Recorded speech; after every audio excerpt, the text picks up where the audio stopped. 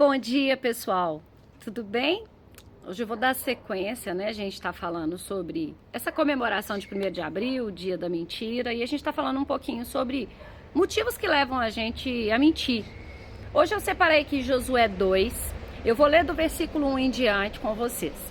Da localidade de Sitim, Josué, filho de Num, enviou secretamente 2 espias dizendo: vão e observem a terra e a cidade de Jericó. Eles entraram na casa de uma mulher, uma prostituta, cujo nome era Raabe, e pousaram ali. Então a seguinte notícia chegou aos ouvidos do rei de Jericó: eis que essa noite vieram aqui uns homens dos filhos de Israel para espiar a terra. Por isso o rei de Jericó mandou dizer a Raabe: traga para fora esses homens que vieram a você, que estão aí em sua casa, porque vieram espiar toda a terra. Mas a mulher, que havia escondido os 2 homens, respondeu: é verdade que os homens vieram sim a mim, mas eu não sei mais onde eles estão. Quando o portão da cidade ia ser fechado, já estava escuro e eles saíram. Não sei para onde foram. Se vocês forem depressa atrás deles, ainda o alcançarão. Raabe era uma mulher de uma vida errada. Ela era prostituta, ela era uma cananeia. Ela era uma mulher, aos olhos da sociedade, errada, pecadora. Mas o que acontece com ela? Ela pega os 2 espias e ela faz a vontade de Deus. Ela tem fé que se ela proteger esses 2 espiões, a casa dela vai ser salva e a vida dela vai ser salva. O que Raabe faz? Raabe mente. E a gente não tem mania de falar assim: não, é uma mentirinha do bem. Não existe mentirinha do bem. O Senhor, ele condena a mentira. O que a Raabe é colocada aqui com uma qualidade que o Senhor agradou nela? A fé. Ela teve fé no Deus de Israel. Ela sabia que a fé dela faria com que ela e a casa dela fossem salvas.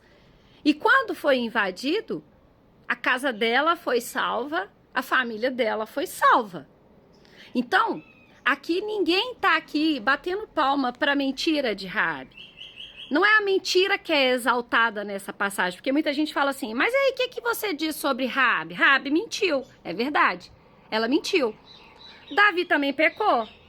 Davi pegou Betseba, traiu lá com o marido dela e ainda acabou mandando ele para ser assassinado na frente da guerra, e nem por isso Davi deixou de ser quem ele era perante Deus.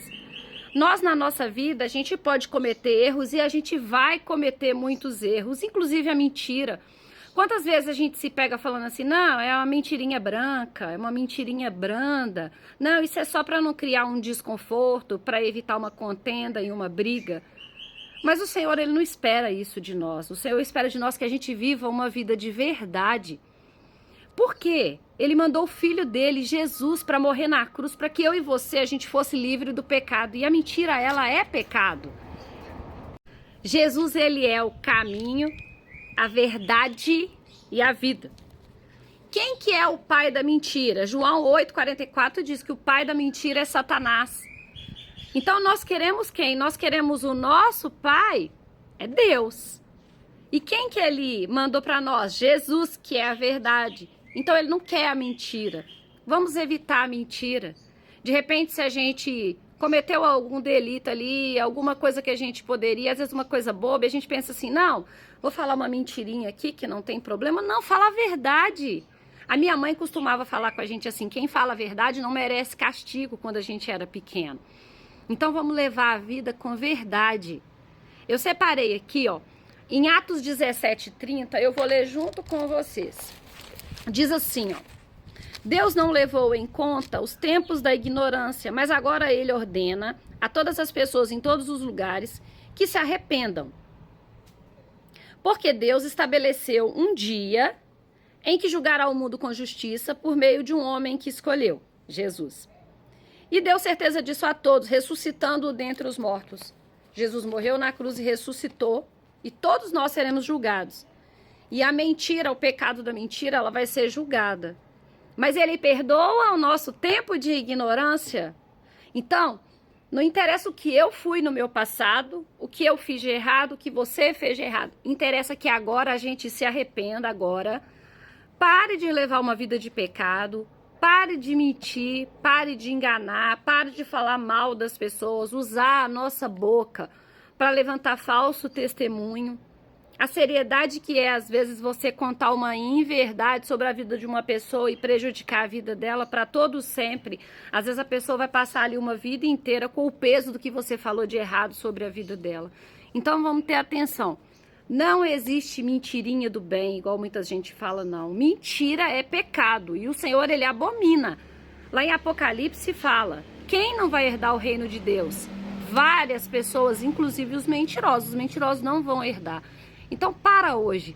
Se você tem essa mania, às vezes, de ficar contando uma mentira, seja para se promover, seja para poder tampar um erro, inventar uma desculpa, cheguei atrasada no trabalho, ah, meu Deus, o trânsito estava... Não, para com essa mentira, fala a verdade.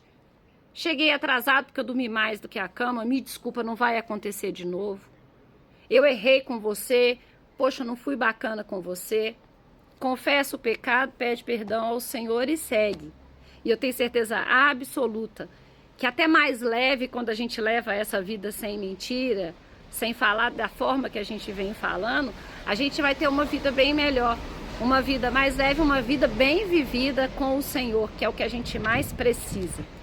Eu desejo hoje um dia abençoado, cheio da presença do Senhor sobre a minha e sobre a sua vida. Eu desejo um fim de semana abençoado. Fiquem com Deus. Um forte abraço.